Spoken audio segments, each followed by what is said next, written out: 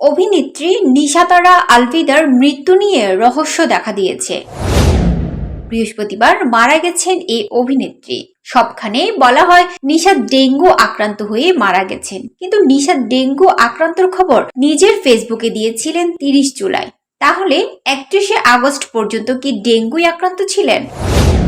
জানা গেছে নিশাত এবার এইচএসসি পরীক্ষা দিচ্ছিলেন, তবে শেষ পর্যন্ত অনিয়মিত হয়ে পরীক্ষা ঠিকঠাক দেননি বলে জানা যায়। শুক্রবার দুপুরে নিশাতারা আলভিদার সহকর্মী অভিনয়শিল্পী রিমোরোজা খন্দকার বললেন, কয়েকদিন আগে ওর পোস্ট দেখি যে হাসপাতালে। আমি তাকে জিজ্ঞেস করি কি হয়েছে, কোন হাসপাতালে, সে কিছুই বলল না। রিমোরোজা খন্দকার বলেন, নিশাতের সঙ্গে আমার আগস্টের 15 তারিখ সর্বশেষ কথা হয়। সে সময় সে জানায় ডেঙ্গু থেকে সেরে উঠেছে, কিন্তু শরীর দুর্বল। ওকে কয়েকবার গাড়িতে লিফটও দিয়েছিলাম। গতকাল নির্মাতা শিশির ভাইয়ের পোস্ট দেখে অবাক হয়ে যে নিশাত মারা গেছে।